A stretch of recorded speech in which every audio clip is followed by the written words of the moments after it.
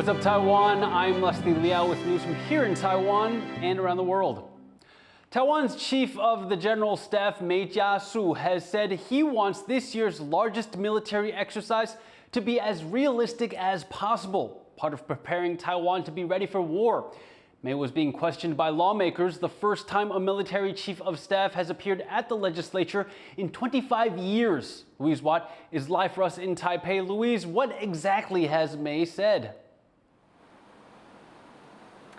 Leslie, he's basically signaled a fundamental shift in the way the military will operate, empowering troops on the ground to make decisions rather than waiting for commands from higher ups.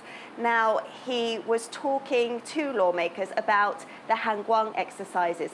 They're Taiwan's largest war games, and they've been going on for 40 years. But they've come in for criticism in recent years for being too scripted. So this time around, the military is trying to make them as realistic as possible. So that means less scripted and also decentralization of orders.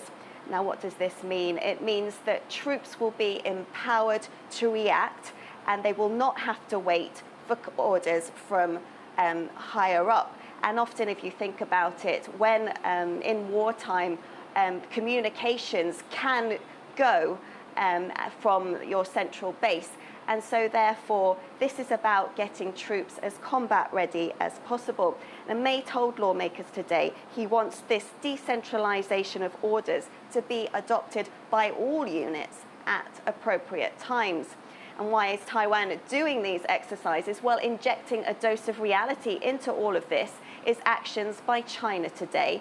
As Mei was being questioned by lawmakers, Taiwan's defense ministry said it had spotted 26 Chinese planes near Taiwan. They said China had been carrying out a joint combat readiness patrol with planes, but not just planes, warships as well. So it's a reminder of the military threat that Taiwan faces. Louise, there's been some controversy over Mei's appearance in the legislature. Why? Yes, it's unusual to see a general chief of staff being grilled by lawmakers. Normally it's the defense minister who that falls to. But what's happened is there have actually been some new reforms that have started today that give lawmakers more power to question anyone they like. Well, actually, this is not related to that. The Foreign Affairs and Defense Affairs Committee, they say they invited Mei to give evidence because the new defense minister has handed over some powers of responsibility for military orders and administration to the chief of staff. So they say he was the man really that they wanted an explanation from. But as you say, Leslie, this has been controversial. Some people think it's inappropriate that the head of the military has been grilled by lawmakers. A former chief of the general staff, Admiral Li Ximing, he actually said that the legislature is concerned with defense policies and should not be interfering with the training and command of the troops. He said Mei shouldn't be wasting his time with politics. But as for Mei himself, before he went in to be questioned, he told reporters if his evidence helps the public to better understand the military and get behind the military, then he's all for it. Well, thank you for that update, Louise. That was Louise Watt joining us live from Taipei. China's premier has hit back at concerns over his country's green technology exports. Speaking at the World Economic Forum, Li Qiang called for countries not to disengage from Chinese industries. Li also responded to accusations that Chinese firms benefit from unfair subsidies, saying their advancement in green technology is due to early investment. Beijing is facing EU and US tariffs on its electric vehicles and other exports over concerns it will flood Western markets with cheap products. New footage has emerged showing the moment lithium batteries exploded in a South Korean factory, starting a fire that killed 23 people. Workers can be seen trying to contain the fire before the warehouse filled with smoke. Most of the fire's victims were foreign workers, including one Laotian and 18 Chinese nationals. The battery company's CEO says the factory complied with safety precautions. He has issued an apology and promised to investigate the cause of the explosion. 회사는 이번 사태의 수습을 위해 최선을 다할 것이고 엄중한 책임감으로 임할 것입니다. 아울러 관계 당국의 조사에 성실히 임할 예정이며 사고의 정확한 원인 규명 및 재발 방지 등 후속 조치를 위해 모든 노력을 다할 것입니다. WikiLeaks founder Julian Assange has left Saipan's court as a free man. Assange signed a plea bargain with the United States, ending a 14-year legal battle. He pleaded guilty to one charge of espionage instead of the 18 he originally faced for leaking secret military information. His final court hearing was in the U.S. territory of the Northern Mariana Islands. He's now due to fly home to Australia. Assange's lawyers spoke outside the courthouse condemning the U.S. for charging Assange.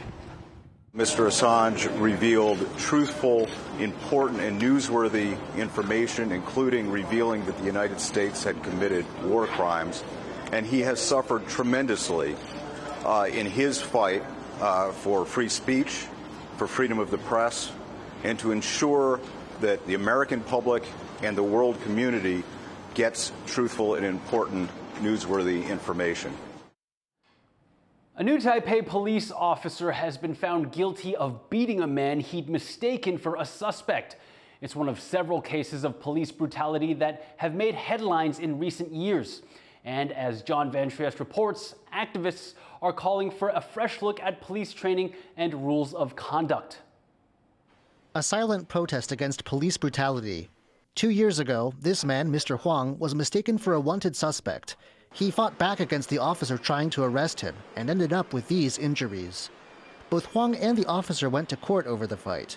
The new Taipei District Court found Huang innocent and sentenced the officer to 5 months for misconduct. Huang is here, still angry about what he's been through. 被打成重伤的被害人竟然还要被违法滥权的警察提告伤害，这对我来讲真的是一个人生最大的污点。 The local police force says it's staying out of the case. 这个立场就尊重司法的一个判决，这个是当事人他自行的一个决定，分局就没有再过问。 But advocates for criminal justice reform say the police shouldn't be allowed to do nothing. 远警的教育训练不足，远警在他们所有的执行规范里面都有明确的规范，在哪个状况下该用什么样的规范，或者这个规范不足的地方是不是应该加以修正？我们认为这部分是有问题的。 In the past few months alone, police have been accused of torturing a teenage suspect during interrogation and of beating to death a man they thought was a scooter thief. And such cases stretch back years. Last summer, police chased down and injured a central Taiwan teen they thought might be an undocumented migrant worker. And the police shooting of a Vietnamese migrant worker in 2017 has even been turned into an award-winning documentary. NGOs say Mr. Huang's case is yet another example of police brutality. And they say it's time for changes so that excessive force and torture by Taiwan's police force are stamped out. James Lin and John Van Trieste for TaiwanPlus. Taiwan's new representative to the United States is under fire for allegedly wasting taxpayer money. Leaked foreign ministry documents supposedly show that Alexander Yu has spent almost $250,000 on renovations, furniture, and personal items. Yu has been in office for about 6 months. He took over from Vice President Hsiao. The foreign ministry says it has checked Yu's expenditures and they meet the rules. 我们有请于大使，他有写了报告，合可的项目并没有违法，有些是因为确实是已经这个使用的期限已过，或者是过去有损坏不堪用。 More and more people in Taiwan are catching COVID. The Centers for Disease Control reported 817 new cases last week, up 30% from the week before. There were also 40 COVID-related deaths, 2 of them infants. Medical experts say very young children are especially vulnerable to the disease. 20,000 more COVID vaccines are expected to arrive in July. The CDC is urging people to get the latest jabs. The Kaohsiung government approved chip giant TSMC's latest environmental impact report of the firm's new chip plant there. But given that the chip maker already uses a lot of the area's energy, water, and labor, activists and other firms there are concerned there won't be enough resources to go around. Joyce Tseng has more. A stamp of approval for Taiwanese chip giant TSMC that its new industry-leading 2-nanometer plant in southern Taiwan meets Kaohsiung City's environmental standards. But still, several concerns remain over resource management and how the power-intensive chipmaker will meet its goal of 100% renewable energy by 2040, a full decade earlier than its original pledge.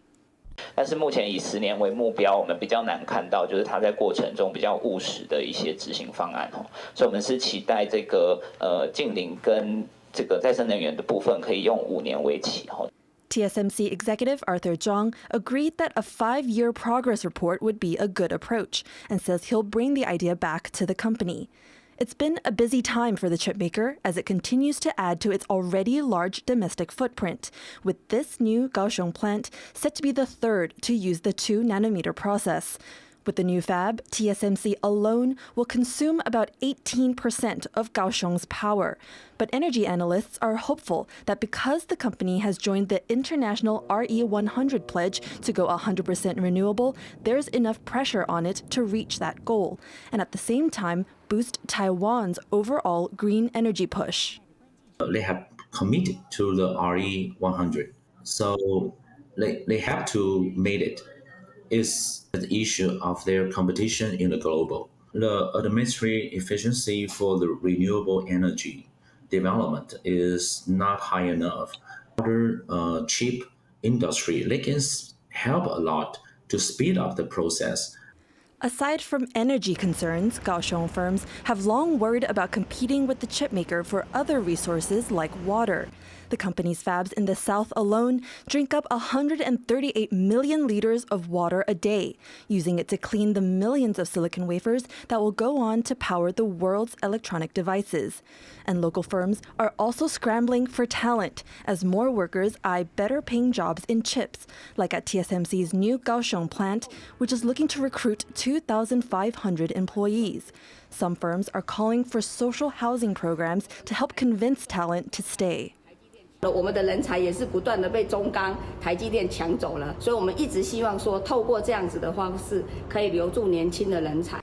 The pressure's on for authorities and corporate giants like TSMC to come up with new ideas to make sure there's enough to go around, and like squeezing more tech onto smaller chips to get more out of fewer resources as well.